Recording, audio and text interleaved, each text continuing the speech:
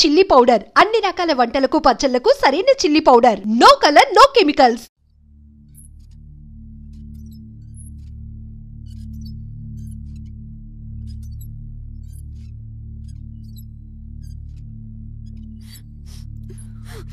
జానకి ఇంకెక్కడుంది?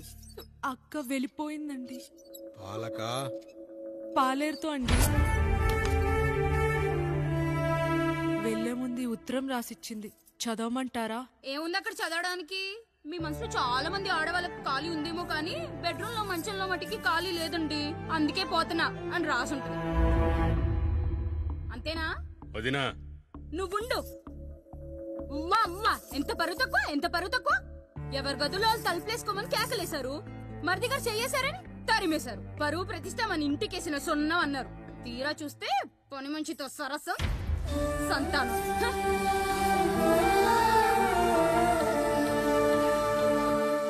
పని చేయించుకొని డబ్బులు ఇవ్వాలి గాని బిడ్డల్నిస్తారని నేనెక్కడా వినలేదమ్మా ఈ చోద్యం.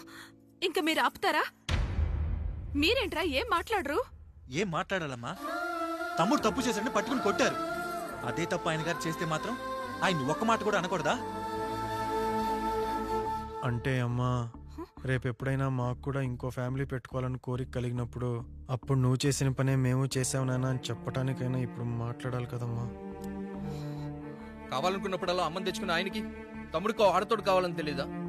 రోజు బట్టలపి స్నానం చేస్తాడు కదా. తమ్ముడు బాగా ఎదిగాడని అర్థం కాలేదా?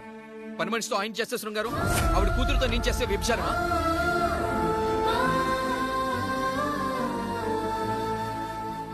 మాట్లాడవేంట్రా కాముడు? నువ్వు కూడా నా చొక్కా పట్టుకుని అడగరా? బాబుగారు అడగరా? అడుగు. నా భార్యకు పుట్టిన బిడ్డ నీ పోలికలతో పుట్టాడు, ఏం చేసావని అడగరా? బాబుగారు అడుగు. ఏమడగమంటారు బాబుగారు? నాకు మీ తమ్ముళ్ళకున్నంత జ్ఞానం లేదు. మా ఇంట్లో ఉండేది నలుగురు, కానీ బాత్రూంలో ఉండేది సబ్బు బిళ్ళ ఒక్కటే. నేను స్నానం చేసిన తర్వాత నా భార్య కూడా ఆ సబ్బుతోనే స్నానం చేస్తుంది. నా భార్య ముట్టుకుందని సబ్బు బిళ్ళ మీద కోపడతామా? ఆ బిళ్ళ కరిగే వరకు, మా మురికి వదిలే వరకు మీరేనయ్యా మా సబ్బు బిళ్ళ. మీ గేదెల్ని కడిగితే తప్పులేని నా పిల్లాని చేతులు మిమ్మల్ని ముట్టుకుంటే మాత్రం తప్పుంటున్నారే. వీళ్ళ ఉద్దేశంలో మీరు పశువు కంటే హీనమనా? ఏమిటి అన్యాయం? నా వరకు ఆ బిడ్డ నా దేవుడిచ్చిన ప్రసాదం. అది పూజారి ఇచ్చాడా ఇంకోటిచ్చాడా నాకు అనవసరం. అయినా పూజారి పొంగలి పెట్టకపోతే దేవుడి మీద కోపం ఎందుకయ్యా? ఏమో, మా కోసం చెమట చిందించి పనిచేసే ఈ కాముడికి నేను చెమటోడ్చి ఒక బిడ్డను ప్రసాదిద్దామని మీరు అనుకున్నారేమో. ఇందులో కూడా నా మంచే కదయ్యా మీరు ఆశించారు. కానీ వీళ్ళు మీ ఔన్నత్యాన్ని ఎప్పటికీ అర్థం చేసుకోలేరయ్యా, అర్థం చేసుకోలేరు. అయ్యా, ఈ రోజు మీ పెళ్ళాం పాలేరుతో వెళ్ళిపోయి ఉండొచ్చు, మీ బిడ్డలు ఈ రోజు మిమ్మల్ని తిట్టచ్చు, కానీ ఈ కాముడు మిమ్మల్ని ఎప్పుడూ వదిలిపోయాడు. మీ చావును ఈ కళ్ళతో చూసే వరకు మిమ్మల్ని వదిలిపోడయ్యా, వదిలిపో. మీరే మా దేవుడు, మీరే మా దేవుడు.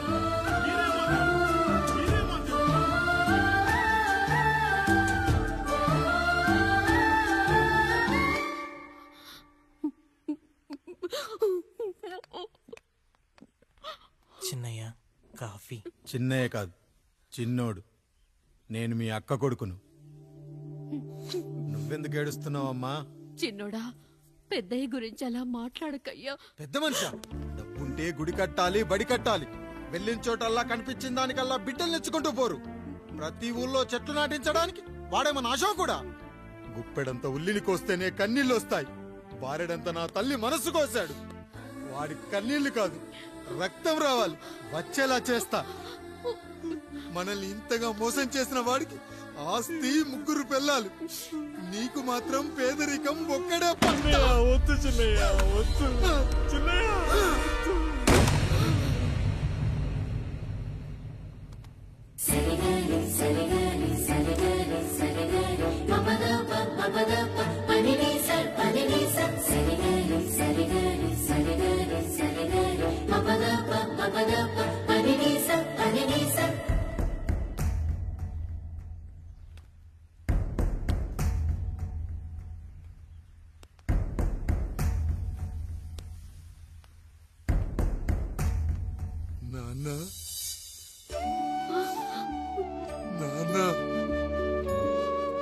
బాబుగారు బాబుగారు కాదు నాన్న, నేను నీ బాబు నాన్న. మీరు మా పెద్దయ్య బిడ్డ కదయ్యా. కష్టపడి రైతు దుక్కి దున్ని కోత కోస్తే విత్తనాల ఫ్యాక్టరీ వాడొచ్చి ఈ పంట నాది అంటే ఒప్పుకుంటావా నాన్న? ఈ భూమి నీది, ఈ పంట నీది. నేను నీ బిడ్డను నాన్న, నీ బిడ్డను. కానీ ఆ రూపం, ఈ ముఖం ఒక్కడే వాడిది నాన్న. కింద బాడి చూడు, ఇద్దరం ఒకేలా లేవు. నేను నీ బిడ్డను నాన్న. బాబు నాన్న, బాబు నాన్న, ఒక్కసారి నన్ను ఎత్తుకో నాన్న.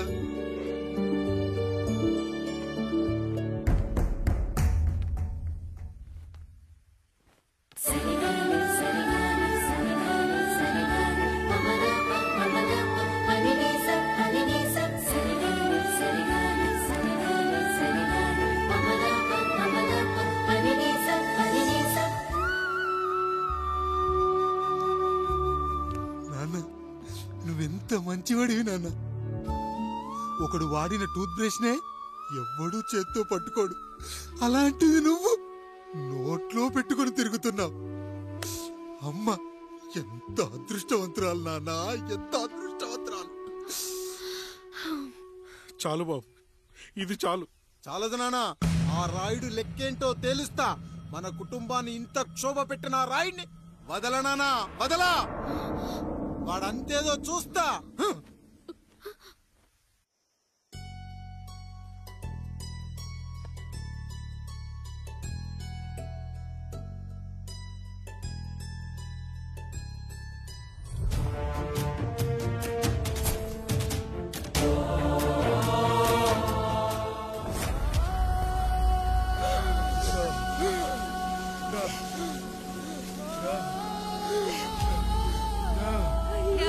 చూడండి అయ్యా, వీళ్ళని చూసాకైనా మీ మనసు కరెక్టే లేదా? తాగటానికి నీళ్లు లేక చావు బతుకుల మధ్య కొట్టు బిట్టాడుతున్నారయ్యా. పచ్చగా ఉండే ఈ ప్రాంతానికి ఏం దిష్టి తగిలిందో ఏమో. భూమిలోనే కాదు, మా కళ్ళల్లో కూడా నీరు ఇంకిపోయేలా చేశాడా దేవుడు. ఈకంతా మీ చేతుల్లోనే ఉందయ్యా. చూడమ్మా, వర్షాలు లేక కరువుతో రాష్ట్రం కష్టాన్ని కూడా అరువు తెచ్చుకుని బతుకుతుంది. నా కాళ్ళ మీద పడితే ఏమీ రాదు, పైనుండి వర్షం పడాలి. అయ్యా మినిస్టర్ గారు, మీరైనా ఏదో ఒకటి చెయ్యండి అయ్యా. నేనేం చేయనమ్మా, ఇక దేవుడే మిమ్మల్ని కాపాడాలి. ఎవడొస్తాడో మిమ్మల్ని కాపాడడానికి. ఎన్నాళ్ళు అడుగుతారా ఎవడొస్తాడు, ఎప్పుడొస్తాడు, ఎక్కడి నుంచి వస్తాడు అని? పేదవాడికి కష్టం వచ్చినప్పుడల్లా ఇదే మాట. 70 ఏళ్లుగా హీరో రావాల్సి వచ్చినప్పుడల్లా ఇదే మాట. ఇంకా ఎన్నేళ్ళు అడుగుతారా? ఎవడొస్తాడే మిమ్మల్ని కాపాడడానికని మీరు మమ్మల్ని అడగటం, వస్తాడ్రా అని మేము మీకు చెప్పడం.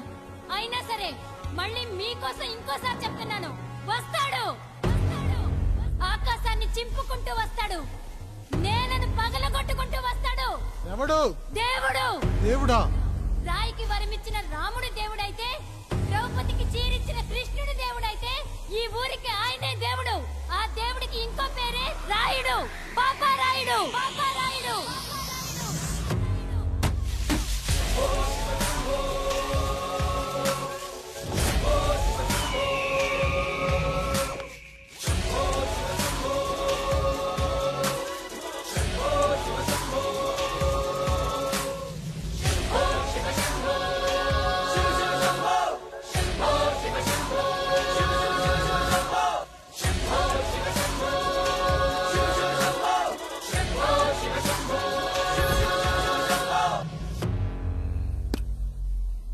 ఏంటి సమస్య?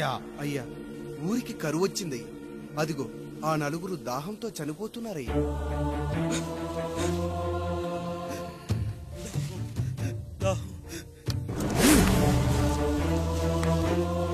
పాపారాయుడు తీర్పు ప్రకటిస్తున్నాడు.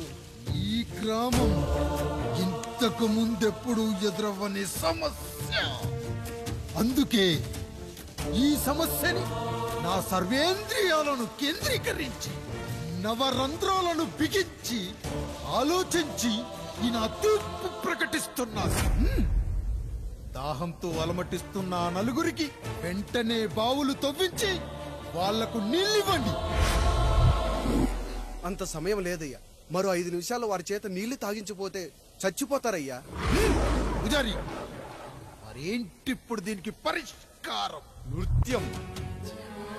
సంగీతానికి శిలలు, నృత్యానికి మేఘాలు కరుగుతాయని శాస్త్రం చెబుతుంది. ఆ నాట్యానికి ఆకాశం కరిగి వెంటనే వర్షం పడాలి. అందుకు ఆ నటరాజైన శివుడే మార్గం చూపించాలి. అయ్యా, దేవుడిచ్చిన ప్రసాదం అనుకుని నలుగురిని కన్నాను. 3 పెళ్లి చేయగలిగానయ్యా.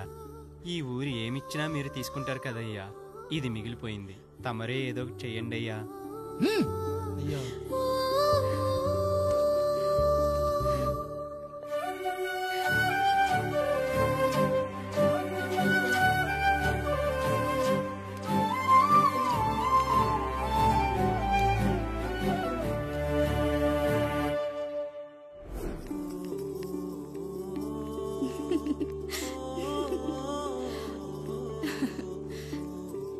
ఈ ఇల్లు, ఆస్తి, ఇంత గొప్ప భర్త, పిల్లలు, చాలా ఆనందంగా ఉందండి.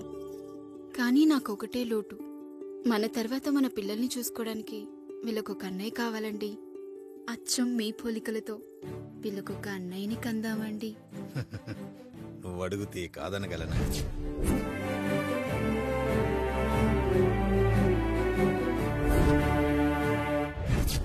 నానా, రాయుడెక్కడా? ఇప్పుడే వస్తున్నాను నాన్న.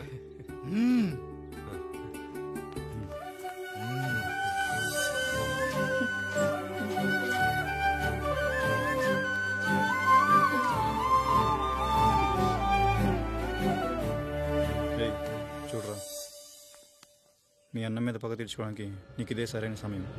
పర్లేదంటావా? ఏం పర్వాలేదు. అయ్యా, ఎరా రంగా, ఏం కావాలో అడగరా. నీకంటూ ఏమి ఇవ్వలేదు, నువ్వు ఏమి అడగలేదు. చెప్పరా. మా అన్నకు నాకు పడట్లేదయ్యా. తోడ పుట్టినవాడని చాలా సహించాను. అడ్డమైన దానాలు చేసి ఆస్తి మొత్తం పోగొట్టాడు. ఇప్పుడేం కావాలరా?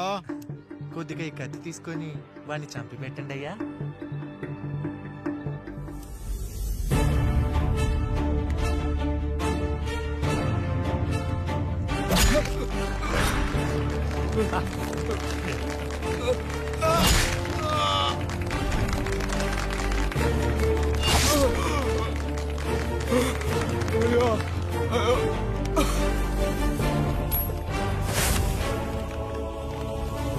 నాయుడు, అన్యాయంగా మా నాన్నని చంపేశావు.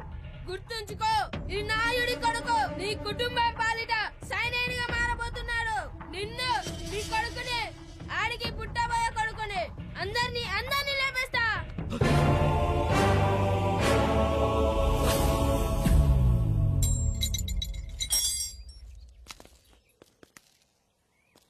ఏం జరిగింది? మీరు హత్య చేసినట్టు ఇప్పుడే సమాచారం అందింది. తగిన సాక్ష్యాధారాలు పరిశీలించిన పిమ్మట మీకు యావజ్జీవ కారాగార శిక్ష, 2000 రూపాయల జరిమానా విధిస్తూ అరెస్ట్ చేస్తున్నా. అయ్యగారు నా కోసం చేసిన త్యాగాన్ని హత్య అంటుందా మీ చట్టం? ఇదెక్కడ న్యాయం? మనిషికి ఇచ్చిన మాట నిలబెట్టుకుంటే అరెస్ట్ చేస్తారా? ఏ దేశంలో ఉంది చట్టం? నన్ను ఏం చేయమంటారు రాయుడు గారు? 9వ తరగతి చదివి ఊర్లో గాలికి తిరుగుతున్నా నన్ను మీ మనిషి ఒకడు పోలీస్ స్టేషన్లో ఉండాలని నన్ను ఎస్ఐన్ చేశారు. సాటి మనిషిని స్వేచ్ఛగా హత్య చేసుకోవాలని దౌర్భాగ్య స్థితిలో బతుకుతున్నాం మనం. మీరు చేసిన ఈ గొప్ప పనిని అర్థం చేసుకునే సంస్కారం, విజ్ఞత, విజ్ఞానం మాకు లేవు సార్, మాకు లేవు.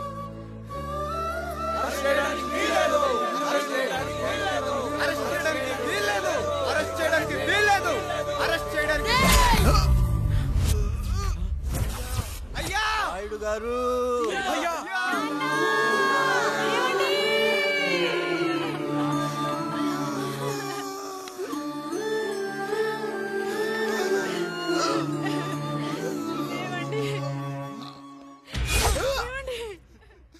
నొప్పిగా ఉందిరా.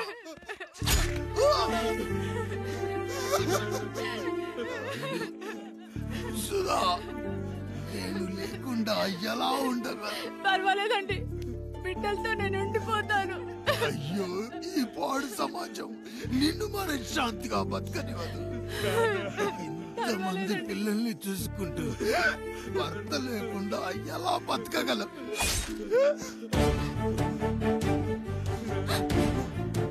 వద్దండి.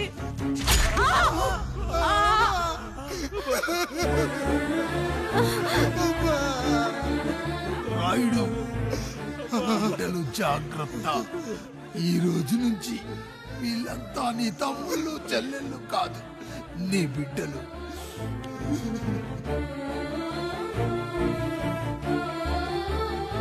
ఎక్కడికి వెళ్ళనరా. నీ కష్టం వస్తే ఒక్కసారి నాన్న అని పిలవరా. ఆ సమాధిలోంచి అయినా లేచొస్తా.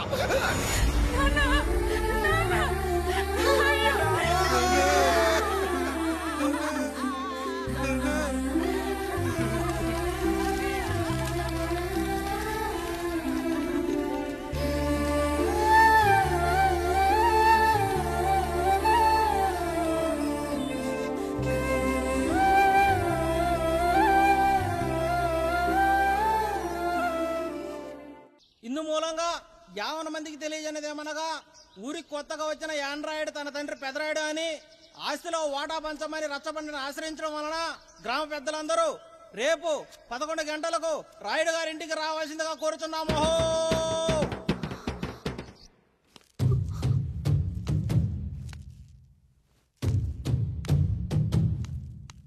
ఎందుకొచ్చారు?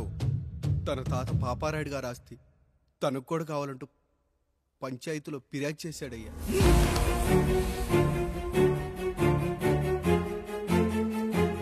మస్తా గారు, ఆ దస్తావేజులు ఇవ్వండి. అయ్యా, మరి మా సంగతి ఏంటి? అడగరేంటి? అవునన్నయ్య, ఈరోజు మీ పన్మేష్ కొడుకొచ్చాడు, రేపు ఆ పాలదం కూతురు వస్తుంది. ఇలా వచ్చినోళ్ళంతా మీ సంతానమే అని తెలిసాక అదిగో ఆ కాముడు చెప్పినట్టు మా ఆయన వాటా కిందో బాత్రూము, నాకో సబ్బు బిల్ల, నా పుట్టబోయే బిడ్డకు ఒక బొట్టు బిల్ల, ఇదే మిగులుతుంది. అయినా ఊరి జనాభా కన్నా అన్నయ్య పిల్లల సంఖ్య ఎక్కువైపోతుంది. వాళ్ళందరూ ఇంటి మీదకి వచ్చే లోపు మా ఆస్తి మాకు ఇచ్చేస్తే మా బతుకులు మేము బతికేస్తాంగా. అవునన్నయ్య, మా ఆస్తి మాకు కావాలంతే. ఎవరిని పట్టుకుని ఏం మాట్లాడుతున్నారయ్యా? గా ఉన్నప్పటి నుంచి ఆయన మిమ్మల్ని సాగుతూ ఉన్నారు. ఈ రోజు పెరిగి పండయ్యాక మా దారి మేము చూసుకుంటాం అనడం న్యాయం కాదయ్యా, న్యాయం కాదు. ఏ ఆయన నీకో కొడుకునిచ్చాడా? వాడి పేరేంటి? ఐఫోనా? ఎరా, ఆస్తి కావాలా? 4 బ్రష్లతో తోముకుంటే ఎక్కడ విడిపోతామో అని నా బ్రష్ టూత్ పేస్ట్ నీకు త్యాగం చేసినప్పుడు అప్పుడు అడగాల్సిందిరా అన్నయ్య ఆస్తి కావాలి అని. ఎరా, నేను వాడిపారేసిన లంగోటాలు మార్చి మార్చి చొక్కాలు చేతిగుడ్డలుగా వాడారే, అప్పుడు అడగాల్సిందిరా అన్నయ్య ఆస్తి పంచు అని. నువ్వు 6 నెలల పసికందుగా ఉన్నప్పుడు పాల కోసం ఏడుస్తుంటే నిన్ను తీసుకెళ్లి పసుల దొడ్లో కట్టేశానే, అప్పుడు అడగాల్సిందిరా అన్నయ్య నాకు ఆస్తి కావాలి అని. మా తండ్రి గారు పాపారాయుడు పోలికలు నాకు, నా పోలికలు ఆండ్రాయిడ్కి. అసలు మా కుటుంబంలో ఏ పోలికలు లేని మీకు ఎందుకు ఇవ్వాలరా ఆస్తి? ఆస్తి లేదు, గీస్తి లేదు. Get out, get out, get out, get out, get out అని నేను అనొచ్చు, కానీ అనగలనట్రా? అనలేను. ఎందుకంటే మీరంతా నా తమ్ముళ్ళు, నా చెల్లెళ్ళు. రక్తం తాగిన దోమ కూడా వెళ్ళేటప్పుడు కృతజ్ఞతగా ఏ మలేరియానో టైఫాయిడో వదిలి వెళ్తుంది. కానీ రక్తం పంచుకొని పుట్టిన మీరు ఈ అన్నయ్య కోసం ఆస్తి కూడా వదల్లేకపోతున్నారు కదరా.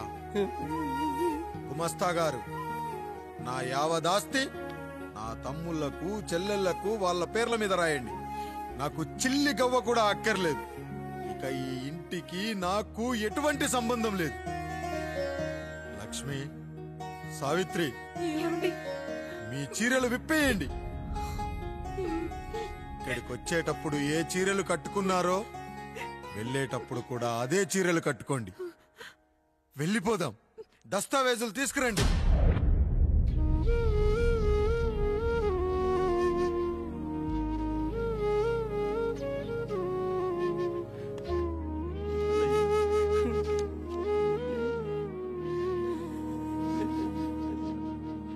ఇక ఈ ఇంట్లో నా పేరు వినపడితే నా తమ్ముళ్ళు చెల్లెళ్ళు బాధపడతారయ్యా. ఈ ఇంట్లోనే కాదు, ఈ దస్తావేజులో కూడా నా పేరు ఉండకూడదు. నేను ఇక్కడ సంతకం పెట్టి వీళ్ళ మనసు నొప్పించలేను. అయ్యా మొత్తం వదిలేసి మీరెలా బతుకుతారయ్యా? ఎండకు నీడ